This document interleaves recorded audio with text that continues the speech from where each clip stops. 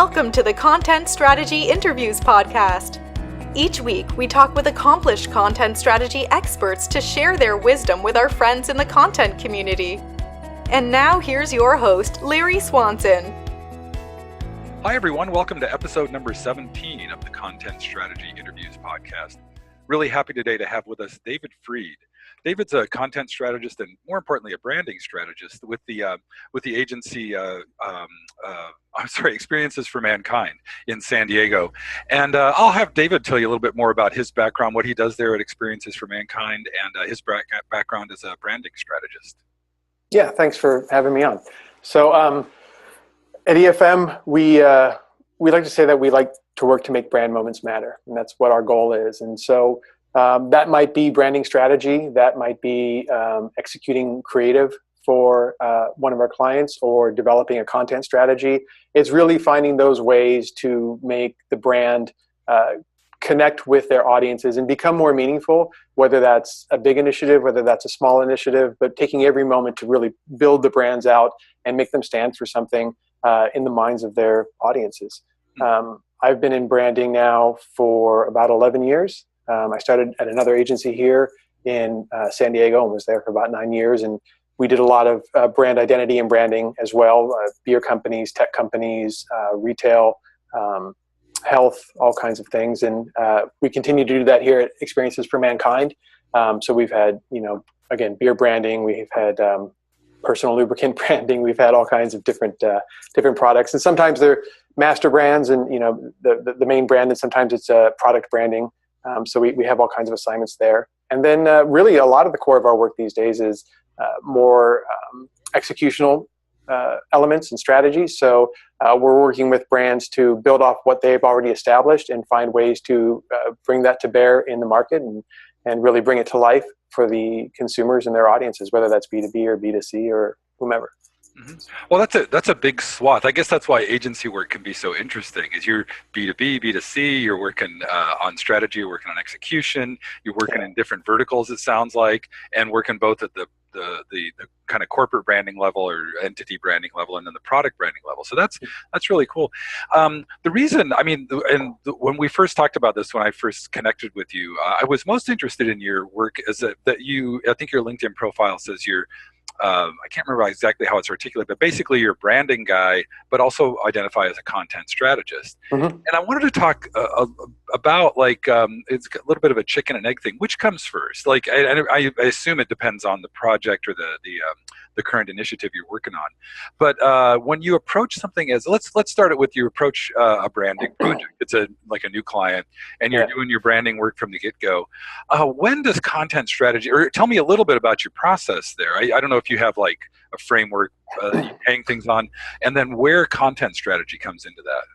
Yeah, anytime we're approached by a brand to, either build one from the ground up or to refresh, and potentially build out a new platform, et cetera, the first place we're going to start is that discovery process. And then, build into some development of the new brand, stress test that, get buy-in from the client team and stakeholders, and then ultimately help for them roll that out. And those are typically very unique projects, and often we handle that end for some clients, and then other clients we're handling the exact opposite end. A lot of times there's not a huge crossover. Sometimes there is, and we're kind of a full service agency to some clients. But anytime we're taking on one of those branding projects, content and content strategy comes into play at multiple points within the process. So if you think about the discovery process, for example, and just learning about who this brand is, doing some kind of audit of their current communications, understanding their competition and their audiences, content and understanding content strategies, both for them and their competitors, is really key, because we're looking at what are they doing right now, how are they talking, who are they talking to, and then where are their competitors focusing their efforts, at least in terms of how much we can see that's visible to us, because obviously some things we're not going to be able to see, but at least out there in the public sphere, what can we see that their competitors are doing, and from there can we identify some space that isn't being kind of maximized, or is there an opportunity where we can really own this space in terms of this type of content or this type of value and this type of need for the audiences. So helps us understand the competition. It helps us understand who the brand is right now, and it helps us understand who their audience is or could be and what they need going forward that can help us move into the following phases. So that's the first, right? From there, once we're starting to build out the positioning, we're looking at, okay, well, if we know that the space they could own based on multiple factors, and but including what content and content strategies out there, what does their audience want? What does it say that they stand for? Is there something we can extract from there that says, hey, this is a brand that really needs to be about X for this audience, because this is the one thing that nobody in the space is talking about. So it can help us identify opportunities to build out that brand platform, and the values and the voice and all those different elements that need to go into that. But how is it going to speak to its audience? What's it going to say? And then it's also part of what we go into for the stress testing, essentially, going in and saying, okay, well, if the brand is about this, what is it going to talk about? What is some content, strategy that we could apply to this? How is it going to work in the real world? And that's important both for our own purposes to understand that, hey, this brand can be, something that stands for example, safety or something, in a way that they can speak in a meaningful way across these different channels and about these different things, and approach, their audiences with this type of content, and it's going to ladder up into the brand and help us underscore what we really want to stand for this whole time. So it helps us stress test it, and then that's also a way that we can help sell it into our clients, because we can say, hey, not only have we kind of come to the conclusion that this is what this is what your brand is about, and this is what you should stand for, et cetera, and these are your values and your personality, et cetera, but these are the way it comes to life, and it starts to make it real for them before it is out there, and things have kind of been signed off on, and the ship has sailed. So it's a good way for them to get buy-in. Right. And then the last step would be that rollout phase, where once everything is finalized, part of that brand identity is building out all those templates, and where needed, if there's an initial content strategy, et cetera, how do we roll out this new brand? And it might be, again, templates for content moving forward. It might be a content strategy for the announcement of the new brand. How can we push this forward, and then how will future content play into this? So it really is coming into play at a lot of different stages. Across the line. The third point you mentioned, the stress testing, was really interesting to me. It sounds kind of like, it's almost like it sounds kind of UX-y in the sense that you're testing maybe models or hypotheses about messaging and stuff at that point, but also kind of reminded me of, you could even get granular down to like A/B split tests on specific messages or things like that. How does the content help you at that point in that stress test? Are you creating a lot of content? They're kind of prototyping and modeling stuff that you might want to do, or? No, it's more just coming up with ideas and strategies that we could play out here. Okay. The first thing that, or not the first thing, but one of the things that our clients are always going to ask us is, well, how does this express itself, right? What does this mean? How is it of importance to our audience? What are we going to do here that's actually going to, in our real marketing efforts, that's going to, support the brand here? Why does this work? And so if we can come to them and say, hey, we've identified, this content strategy and these areas where we want to be, these are the audiences we want to be talking to across these channels, and these are the ways we can use that to help drive your future marketing goals while still building the brand. That only strengthens the position of that branding foundation, as well as just for them moving forward and selling it into their peers as well. So.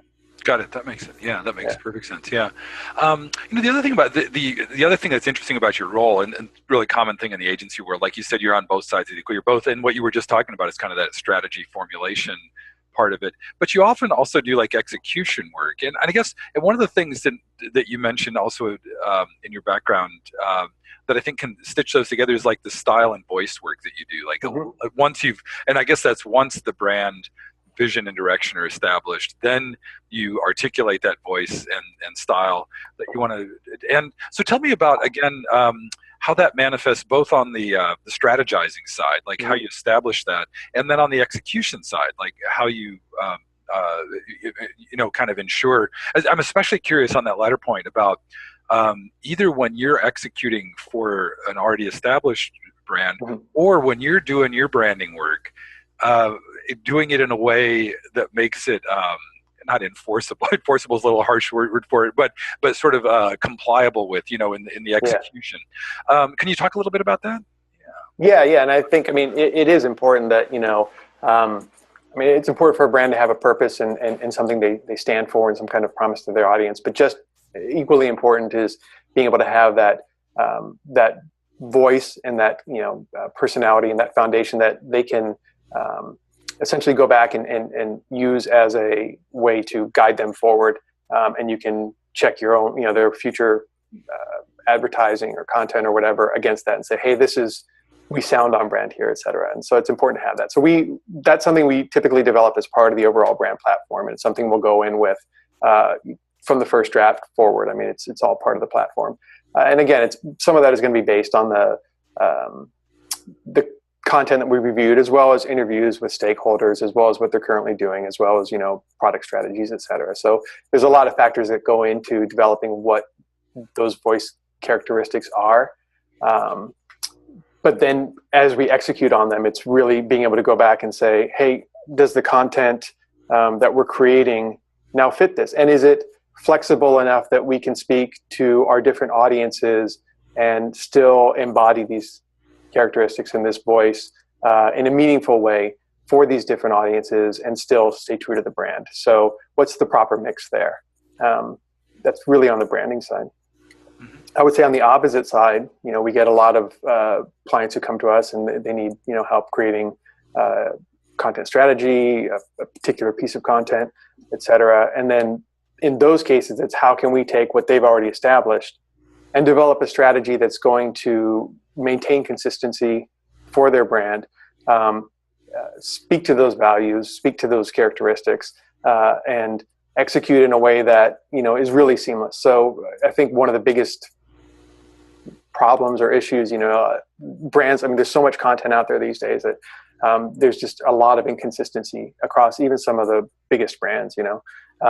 They have trouble maintaining that consistency across different audiences, across different channels. So we can only affect what we work on, but we take it very seriously that we want to make sure we're staying as true to the brand as possible, and abiding by those guidelines, abiding by that voice, and really taking it in maximizing what you can do within the brand, but not violating it. And it's something that I think, good agencies do, but not all work reflects that attitude. It's such a qualitative thing, that like style and voice and consistency, you kind of know it when you see it, and you kind of cringe maybe a little bit when it's not there. How do you are there things you put like in your strategy documents or strategy whatever you do at the hand, on whichever side of the equation are you inheriting a document like this or giving it, if you're establishing the strategy of like, I think of, in the content strategy world, the famous example is the MailChimp voice and tone. That's just rolled out all the time as like a really consistently and well executed thing. And I've looked at they're very transparent about their documentation for it. And I kind of get it, but I can still see that like the challenges of managing that in, from setting to setting must be interesting. How do you help people manage that? Yeah, well, when it comes to just creating something, for example, if they just come to us with a particular assignment, and sometimes there's a wealth of materials that we can draw upon, and their voice and what they want to say and how they should be saying it is really transparent. That's always helpful. But in a lot of cases, it's not. And so we have to go back to the brand guidelines and those foundational documents. And from a strategy perspective, part of it is working that into our strategy documents. So when we're going back to the client, for example, we're showing them how this ties in, and showing them that we were conscientious of, being true to what they want to say and how they want to say it, and that the content that we're developing or the content strategy that we're developing reflects that and really embodies it. Even clients sometimes have a hard time remembering what their brand stands for, what their brand platform is, or what their voice is. They don't go back to their guidelines. They often take a document and stick it in their drawer or whatever. And so we're the ones sometimes who have to come back and say, this is what your brand says it's about, and then these are all the ways that we're showing that, and we're acting upon that in our strategy or in the content or creative that we're producing for them. Is there a typical role where that is sort of managed and monitored and kind of articulated? Like, because there's so many different ways that you create and execute these, but is there a typical person involved who would be the kind of like, that last email or whatever message wasn't really on brand, and gives that feedback? What's the feedback loop, I guess, typically? Yeah, and client is always kind of the first. I won't say the first line of defense, but the first voice in the mix, we'll say. And some clients are really good about staying on top of that, and they'll point it out to us if they feel we're off base, or something that was produced either by us or by another in-house agency or other agency was off brand, and how can we correct this, or this is why we need to change the strategy, or this is why we need to bring in another partner to help us execute on our email strategy, or et cetera.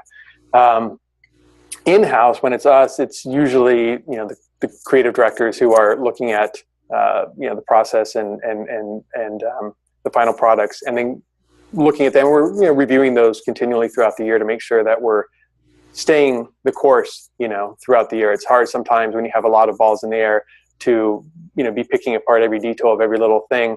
But we like to take the time to go back every so often and look at what we've been producing and make sure that we're being consistent and we're carrying that forward. And then if there's a gap, identifying that and figuring out how to course correct, because it does happen sometimes, and especially you're getting feedback from the client and they want you to go a certain way, and things are moving fast, and you can't always completely course correct based on what the brand is supposed to be about. So hindsight becomes 20/20, and we like to go back to our clients and bring that to their attention, and figure out ways that we can better the process moving forward. Mm-hmm. Yeah. And are there any not like horror stories, but examples of where folks needed a course correction on that, and how do you nudge them back? Like I'm just trying to picture like when things stray, like how you get back on course. And part of what I guess to kind of tie this into the way a lot of people practice content strategy, there's this idea of like a content inventory and then a more qualitative content audit, of your content periodically. Is there something analogous to that in the agency world, in your branding and content work? Yeah, I mean, I think I'm trying to think of a way to frame this that is, the names and identity shall remain. Okay. Yeah. But I mean, we have had clients where, for example, we have been the full service agency essentially, and we started by developing, refreshing their brand, and from there building a content and digital strategy out, and then executing upon that and producing all the the web properties, all the email lists and the email pushes, newsletters, et cetera, throughout the year. And depending on the client's expertise, sometimes, or experience, or sometimes just how many voices they have around them. There could be a variety of factors. I don't want to say it's not like a personal flaw, but it's often just a question of the process or the interior or the culture within that company. You get pushback on certain ideas that we've already agreed to this up front. We've said, hey, we really need to be going after these 4 audiences, in these particular ways, for example, and across these different channels. And this is the schedule for the push, and this is the different topics we'll be addressing throughout the year. And then halfway through the year, they start to veer off course and start making, recommendations or something that don't align with that, or the feedback on the creative will be something that really pushes it away from what it was intended to be for that audience, because sometimes they're thinking, well, it needs to be more like it was for that audience, for audience A versus audience B, and they don't necessarily they aren't, thinking about how different audiences want to receive their information, how they want to interact with the brand, and the different perceptions they have of the brand. So going back to that original documentation is usually the best way for us to do it, and just draw their attention to, hey, this was the plan. These have been the results over the past 5 months, 6 months, whatever. It's paying off. We shouldn't be making choices on a whim here, and let's just stay the course and let this play out, because it's been successful, and we have the numbers and stats to prove it. So that's, I think, where stats probably come in handiest in at least on the creative side and the branding side, is just being able to point to that and say, hey, it's been working, it's been paying off. Let's not shift horses now. Gotcha. Hey, as you were talking about that, one thing occurred to me that there's, I hear exactly what you're saying, and I think that's so important to be able to go back, all that stuff that you, in your discovery and the formulation process, you end up with these documents that you all agree on, you get the stakeholders all lined up on that. And what you just said is all about that, like, you're kind of hearkening back to that. But the other thing that occurred to me is you were talking that in some contexts, in a lot of contexts now, things are changing so quickly. Have you found in any of the project stuff that you've done, or in general, are kind of revisitation cycles tightening up? Are you more frequently reviewing, like that data you're getting? You said that you're getting some metrics about what supports your branding work and stuff. Are you or just tell me, I guess, about that process. Like, does that, most of this is an iterative process in some way. You kind of loop back around and revisit those statements. How is that a pretty stable process thing, or is even the process changing in this world? That's a good question. I think for an agency our size and our clients, it tends to be pretty stable when that is something within our domain, in part just because of the size of the company that we'd be working with. It's usually, if we're owning the full content strategy and development and production and measurement of that campaign, for example, it's usually kind of a mid-sized company, and we're able to own that and own the process and play it out. I don't want to say on our terms, but we have our regular check-ins. We have kind of a schedule of when things will be reviewed, and it's pretty easy to stay the course. It becomes more of an issue, or I think it just kind of shakes things up a bit and creates a little chaos when it's a bigger company and we're playing just a smaller part in a particular campaign or a particular piece of content, and those feedback loops are going so quickly, and there's so many stakeholders, and our masters are serving many more masters, and so you're just getting all kinds of demands and feedback related to what you're doing and not related to what you're doing, but that can inform your strategies, your thinking, your considerations really quickly. So that just forces us to be more nimble and be able to adapt and respond to whatever input we get, and also being able to filter out the good from the or the necessary from the okay, we know it, that's fine, that's good for us, but it's not going to change what we need to do here. So just distinguishing a little that way. I think that you used the key word there, nimble. we all got to be on our toes these days. Yeah, for sure. Definitely. Hey, I just want to point out we're already over 20 minutes or so. There was one other thing I wanted to ask you about. One of the things I'm trying to do in this podcast is to kind of, I don't know, kind of correlate what's going on across a number of different kind of professional disciplines. And one of the things that emerges as I do that is kind of the jargon and lingo around the way people identify stuff. And I had heard this before. I hadn't really thought about it in a while. But in the agency world, it's really common to use the phrases above the line and below the line. Yeah. And I think, now correct me, I think that above the line is like the way I kind of organize media in my head is like kind of this paid media, old-fashioned advertising for the most part, earned media like old-fashioned PR for the most part, and then owned media like content marketing.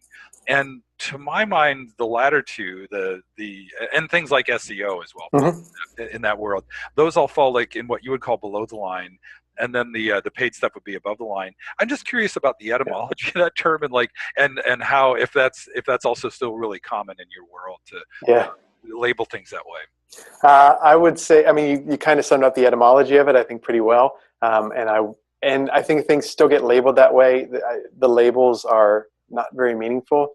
I think, even internally, we'll toss those terms around. But I think in large part at this point, it's kind of what is, a global master brand campaign versus what is anything else. Because it's all so accessible. I mean, to say that this is below the line because it's on an own channel or it's just a product brand, etc. It's not gonna. These days, it just doesn't make that much sense. For us, it's really just big and small. Are we serving, for example, are we playing into the global master brand, or are we just a piece within the larger picture?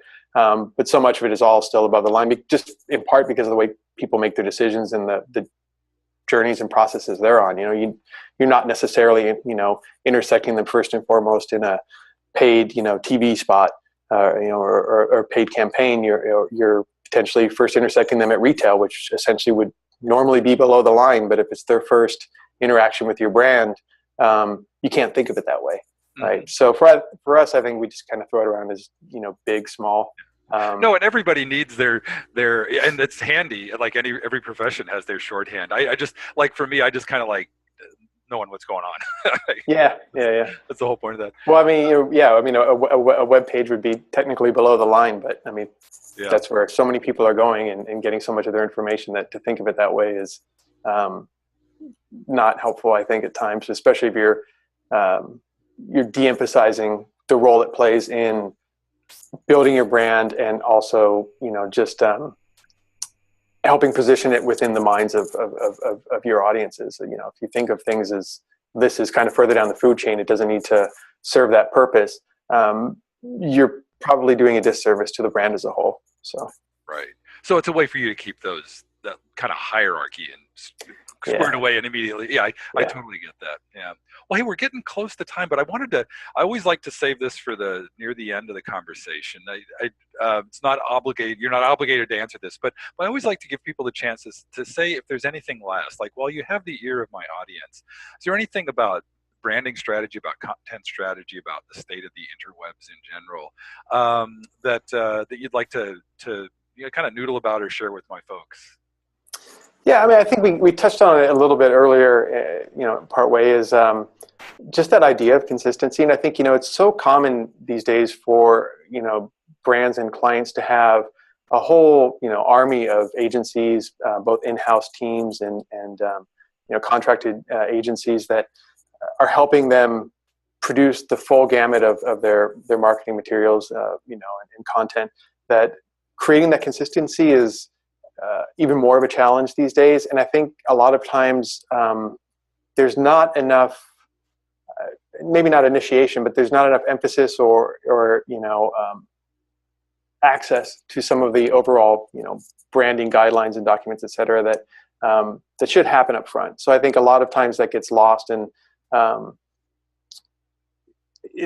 think it would behoove a lot of clients and a lot of agencies as well, just to make that the first step in a lot of their new relationships, is just really establishing what is the brand about, what are the gaps in executing that brand, executing on that brand right now, and how can we maintain that consistency. So, the more voices in the room, the harder it is to get some consensus. But when it comes to brand voice and building brands, you need that consensus, across every touch point in some way, shape, or form.